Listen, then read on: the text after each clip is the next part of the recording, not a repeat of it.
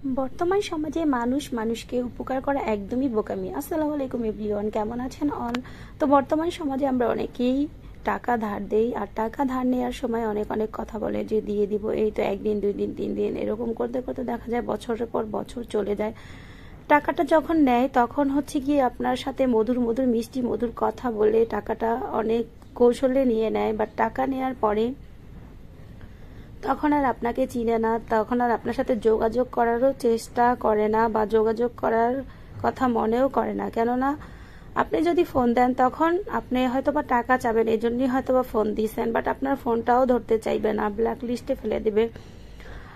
আর দেখা গেছে মানুষ মানুষকে উপকার করবে, এটাই স্বাভাবিক, যেহেতু উপকার করা সোয়াবের কাজ। সোয়াব করতে গিয়ে আর মানুষকে টাকা ধার দিয়ে মানুষ দেখে টাকা ধার দেওয়া উচিত। টাকার জন্য মানুষের সাথে মানুষের সম্পর্ক নষ্ট হয়ে যাচ্ছে। কিছু মানুষ তো আছে টাকা ধার নিয়ে তার দেয়ার আর খবরই থাকে না, মনে হয় ওর বাপদাদার সম্পত্তি এটা, এই জন্যই হয়তো টাকা নিয়ে টাকা আর ধার দেওয়ার চেষ্টা করে না। কিছু কিছু ফ্যামিলিতে আছে একজন ইনকাম করে আর আর 10 জন পায়ের উপরে ঠ্যাং তুলে খায়, ওগো কোনো বিবেক নাই, বিবেক বুদ্ধি হয়তো লোপ পাইছে, এই জন্য ওরকম করতে থাকে। নিজের টাকার অনেক মূল্য আছে, বাট পরে ইনকাম করে যে খাওয়ায় তার থেকে যে নেয় সেটার কোনো মূল্য নাই। বর্তমান সমাজে এরকমই চলে আসছে। কিছু কিছু মানুষ আছে এরকম, কিছু কিছু ফ্যামিলিতে এমন আছে যে কিছু শাশুড়ি সবসময় ছেলেরটা খাবে, ছেলের বউটা খাবে, আর মাতবুরি করবে সবসময় গিয়ে মেয়ের ঘরের নাতিপুতি নিয়ে তাদেরকে নিয়ে নাচানাচি করবে। দেখা গেছে ছেলেদেরটা নিয়ে তারপরে আত্মসাৎ করে মেয়েদেরকে দিবে। মেয়েদের আছে, কিছু ফ্যামিলিতে মেয়েদের আছে, তারপর মায়েরা দেওয়ার জন্য পাগল হয়ে যায়। আর কিছু কিছু ননদ ননাস আছে যেগুলো হচ্ছে কি বলবো ফকিন্নি মার্কা, যেগুলো বাবা নিজের হাজবেন্ডের আছে, এরপরও বাবা ভাইয়ের টাকার জন্য ভাইদের টাকা খায়, এরপরে বলে আমার বাবারটা খাই বড় গলা করে। দেখা গেছে তারা তার ফ্যামিলির কোনো খবর রাখে না, তার ননাস ননদ শাশুড়ি আত্মীয় স্বজন কারো খবর নাই, অথচ বাবার বাড়ি আইসা ভাইদের বউয়ের সাথে এরকম বিহিভ করে। তাদের কি বলা যায়, তাদের কি বলবো? বর্তমান সমাজটা এরকমই চলে আসছে। মনে হচ্ছে ভাই ইনকাম করবে আর ওরা বসে বসে খাবে, ওর হাজবেন্ডের টাকাগুলো জমাবে, অথচ ভাইগনা ভাগ্নি যেগুলো আছে, শাশুড়ি যে আছে, শাশুড়ি ভেজাল লাগানোর জম প্রত্যেকটা সংসারের মধ্যে। মেয়েদেরকে নিয়ে একটু বেশি নাচানাচি করে, এরকম মাগুলোকে ধিক্কার জানাই যারা ছেলেরটা খাবে, ছেলের সন্তানের দিকে তেমন টান নাই, মেয়েদের সন্তানের জন্য জীবন বের করে দেয়। এরকম শাশুড়িদের কি বলা যায় জানি না, বাট এরকম সমাজে এখন অনেক শাশুড়ি আছে যে মানে ছেলেরটা খেয়েও মেয়েদেরকে নিয়ে অনেক মাতামাতি করে, মেয়েদেরকে নিয়ে নাচানাচি করে। মেয়েদের ঘরের নাতিরা কিছু খেতে চাইলে সেটা নির্দ্বিধায় বানিয়ে দিতে পারে বা ওইটা হাজির হয়ে যায়, আর ছেলেদের ঘরের বাচ্চারা যদি কিছু খেতে চায় সেটার জন্য টাকা দিতে হয়, এত টাকা দাও, এটা নাই সেটা নাই ওটা নাই। আর কিছু কিছু শাশুড়িরা আছে অতিরিক্ত লোভী, এটা আল্লাহর কাছে জবাব দিতে হবে একদিন হলেও। কেননা 5টা ছেলে যদি থাকে বা 10টা ছেলে যদি থাকে, তাদের যদি 10 রকম চোখে দেখা হয় বা 10 রকম চোখে দেখে, সেটাকে কি বলা হয়? হয়তো সংসারে 5টা ছেলে, একটা ছেলে ইনকাম করে, তার মানে তার গলায় পাড়া দেবে। এটা কেমন মা বলে এদেরকে?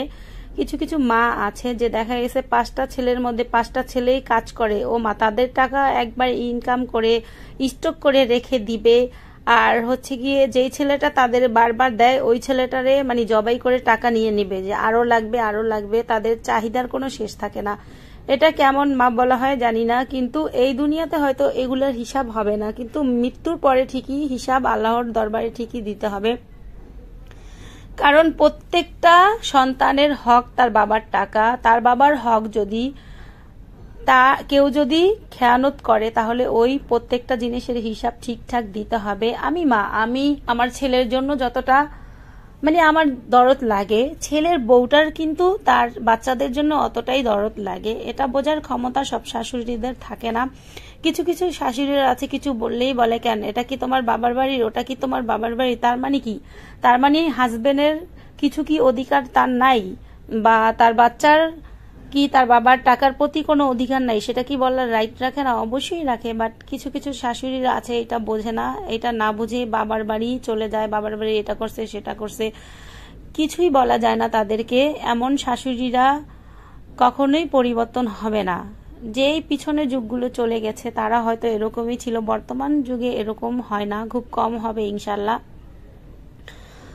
তো কিছু কিছু ননদদের উদ্দেশ্যে বলি, যে ননদগুলো আছে শ্বশুর বাড়ি রেখে বাবার বাড়ি এসে পাইচারা করে, এগুলো মানে করা উচিত না। এগুলোরে কি বলা যায়, এগুলো নিজের সংসার না দেখে পরের সংসার রাইসা পোদ্দারি করে, এগুলোরে ডাইরেক্ট গুলি করে মারা উচিত।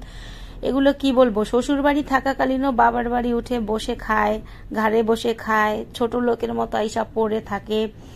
এরপরে কি বলার আছে এগুলোরে, এগুলোর সম্বন্ধে কিছু বলা যায় না, বললেই তাইলে সমস্যা, তাহলে বোরদোষ হয়, বউ ছেলেকে জাদু করেছে, এই করেছে সেই করেছে, এরকম টাইপের কথাও বলে। এরকম টাইপের কথা তারা সবসময় বলতে থাকে, বাট নিজেরা যে করে যাচ্ছে, নিজের মেয়ে যে করে যাচ্ছে, নিজের মেয়ে যে সবসময় বাবার বাড়ি উঠে কাঁধে বসে খাচ্ছে। যে সংসারে দেখবেন মেয়েরা বাবার বাড়ি থাকে, সে সংসারের বউদের কখনোই শান্তি হয় না।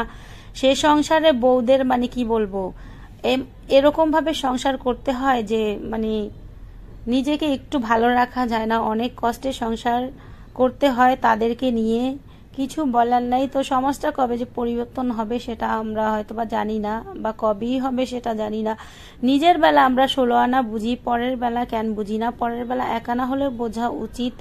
নিজেরটা সবসময় 16 আনা বুঝতে চাই। আর মেয়েরা হচ্ছে বেশি হিংসুটে, হিংসার কারণে একে অন্যকে দেখতে পারে না।